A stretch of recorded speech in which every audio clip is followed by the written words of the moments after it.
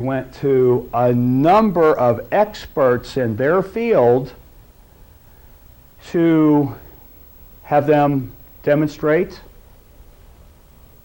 how they do what they do, what is their opinion, what software should we go get if we want to do it. And the strategy that we had developed was to inevitably have a group of experts that had signed non-disclosure agreements, confidentiality agreements. You don't talk about us, we won't talk about you.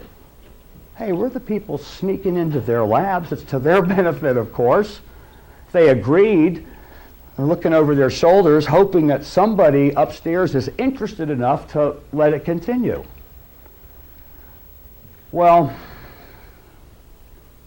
unfortunately, when non-disclosures are signed and people are of a habit of living up to them, if somebody calls to inquire whether or not someone was there to test pictures, let alone pictures of the paranormal, what's their answer supposed to be, and usually is, no. Never heard of them.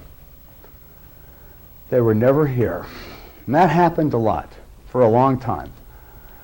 But nonetheless, we continued, and generally speaking, the processes at the time was to use a microscope, look at the film grain, a microdensitometer to measure the density of the film, the thickness of the exposure, so to say, a video camera, because that's what was going on then.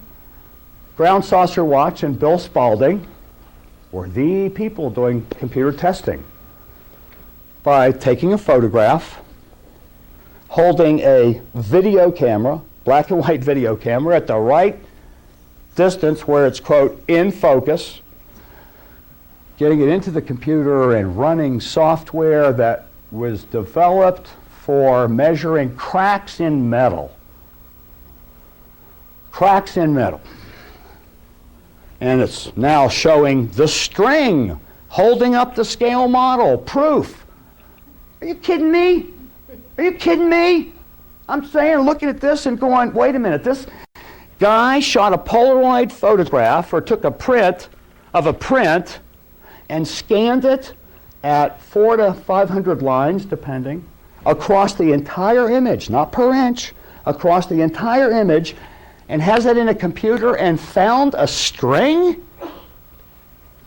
That was believed to be the standard law of testing UFO pictures for about, you want to tell me how long did people believe that? About 10 years that you could do that.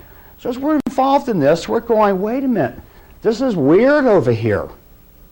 These people believe things about testing and have authorities that is dangerous to believe that.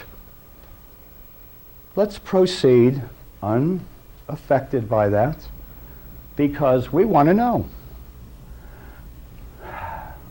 A spectral or spectrum analyzer in film was a standard stock and trade part of examining a negative. Then, looking at red, green, blue, or cyan, yellow, magenta, if you were going to print, and having information about that. Scanners, back then, difficult to get at and use, but did it whenever possible. All of it to get data, numbers, to use a computer system